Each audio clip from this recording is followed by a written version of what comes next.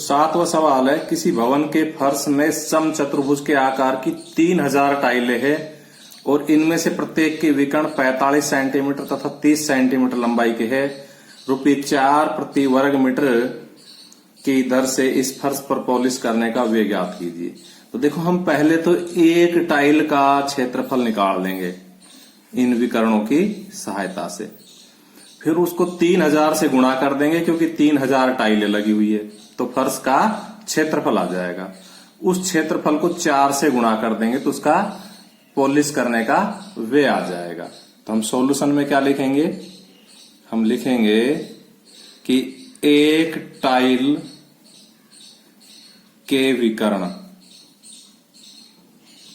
बराबर दिए हुए हैं 45 सेंटीमीटर व 30 सेंटीमीटर, इसलिए एक टाइल का क्षेत्रफल, क्योंकि टाइल समचतुर्भुज के आकार की, इसलिए 1/2 गुणा विकर्णों का गुणनफल। सूत्र है, याद कर लेना। 1/2, एक विकर्ण 45 है, दूसरा विकर्ण 30 है, ये लिखे हुए है। काट दो, 15 बार कटेगा। 15 को 45 से गुणा कर दो, 15 5 75 और 15 चौको 60 और 7 हासिल के 67 वर्ग सेंटीमीटर लिखेंगे। इसलिए 3000 टाइलों का क्षेत्रफल, क्योंकि उस फर्श में 3000 टाइलें लगी हुई है, तो 675 गुणा 3000, इनको गुणा कर दो। तो देखो, 3 तो 0 ऐसे कैसे आ जाएगी? 3 से गुणा करेंगे, 3 पंजे 15, 3 7 21 और 1 22, 3 6 18 और 2 20। ये वर्ग सेंटीमीटर है। और हमारा जो टाइलों का खर्चा दिया हुआ, कैसे दिया हुआ है? ₹4 प्रति वर्ग मीटर, अर्थात इसका वर्ग मीटर बनाना पड़ेगा। तो जब किसी वर्ग सेंटीमीटर को वर्ग मीटर बनाते हैं तो 10,000 का भाग देते हैं। किसका भाग देते हैं? 10,000 का, क्योंकि 100 सेंटीमीटर में 1 मीटर होता है, इसलिए ये 2 बार सेंटीमीटर गुणा हो रहा है तो 2 बार 100 गुणा हो जाएगा, 10,000 बनेगा, इसलिए 10,000 का भाग लगेगा। और 10,000 का भाग देने बोलो 4 अंक छोड़ के दशमलव लगाना, तो 202.5 और ये 3 0 हम लगाए चिन्ह लगाए, कोई फर्क नहीं पड़ेगा। लिखेंगे, आता है पॉलिश का खर्च या वे माने खर्च बराबर 202.5 गुणा 1 वर्ग मीटर पे ₹4, तो इसको 4 से गुणा कर देंगे तो क्या आ जाएगा? 4 पंजे 20, 1 छोड़ के दशमलव, 4 दूनी 8 और 2 हासिल के 10 और फिर 4 दूनी 8, तो ₹810 वे हो जाएगा। 8वां सवाल देखिए, ये आपका 8वां सवाल है। मोहन एक समलंब के आकार का खेत खरीदना चाहता है। इस खेत की नदी के साथ वाली भुजा सड़क के साथ वाली भुजा के समांतर है। आप मान लो ये यहां पर नदी है, ऐसे बह रही है नदी, तो ये नदी के साथ साथ ही भुजा हो गई, और ये इधर सड़क है, मान लो ये क्या है? सड़क है, ये सड़क जा रही है ऐसे, तो ये सड़क के सारे भुजा हो गई।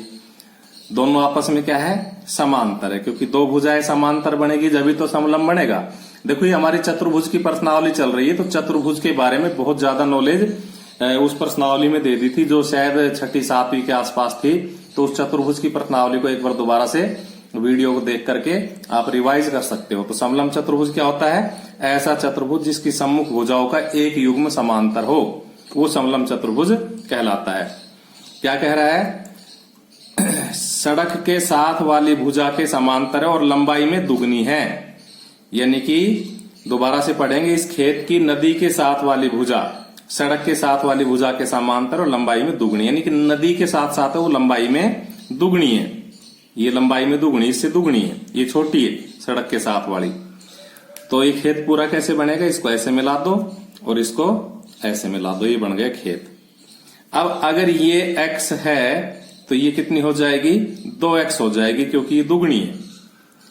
इस खेत का क्षेत्रफल 10,500 वर्ग मीटर है और दो समांतर भुजाओं के बीच की जो दूरी है वो कितनी है, 100 मीटर है। तो इस नदी के साथ वाली भुजा की लंबाई हमें ज्ञात करनी है। तो हम सबसे पहले क्या लिखेंगे, हम लिखेंगे माना सड़क के साथ वाली भुजा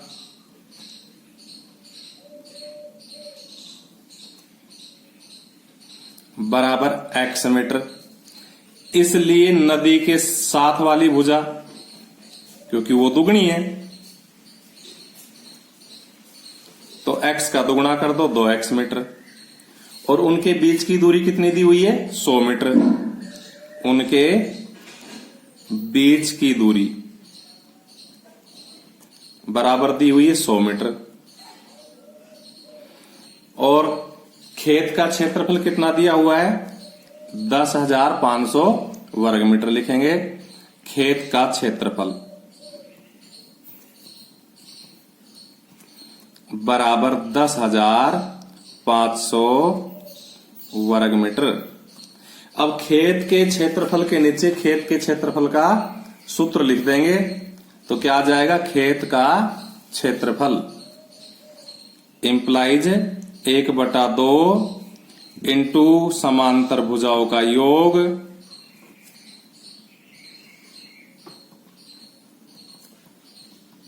गुणा ऊंचाई, और बराबर है ही 10,500। तो देखो 1/2 की जगह 1/2, समांतर भुजाओं की योग की जगह x + 2x, क्योंकि समांतर भुजाएं हमने क्या मान रखी है, x और 2x मान रखी है।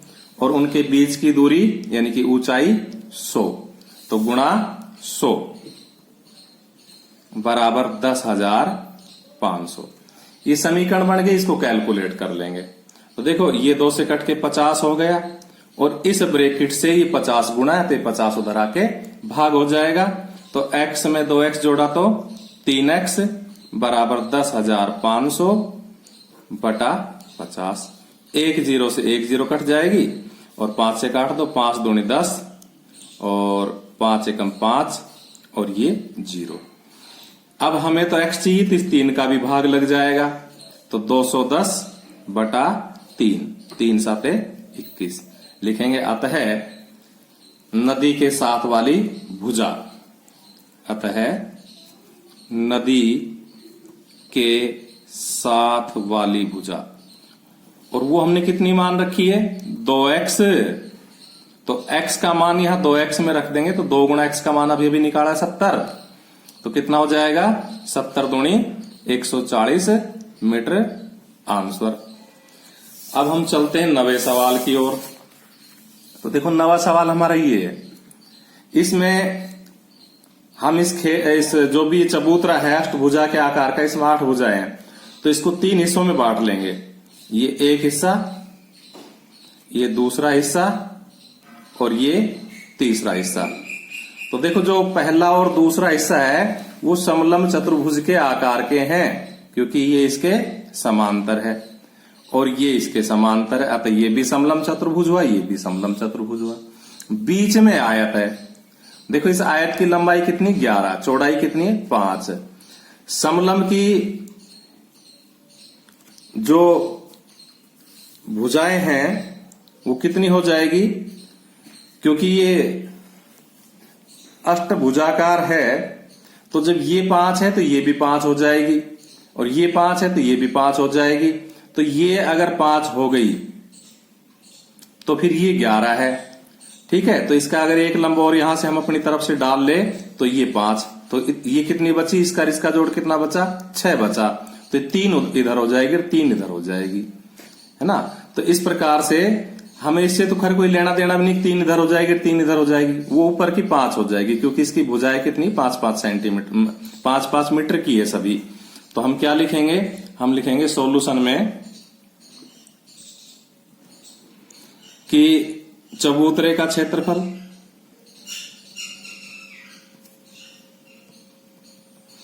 बराबर भाग 1 का क्षेत्रफल प्लस भाग 2 का क्षेत्रफल प्लस भाग 3 का क्षेत्रफल।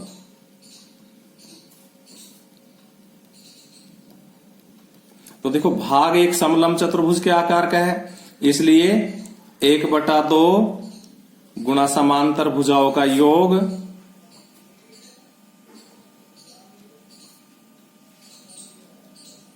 गुणा ऊंचाई। ये तो हो गया भाग 1 का क्षेत्रफल। और भाग 1 और भाग 2 बराबर के, इसलिए इसको दुगुना कर दो। क्या कर दो?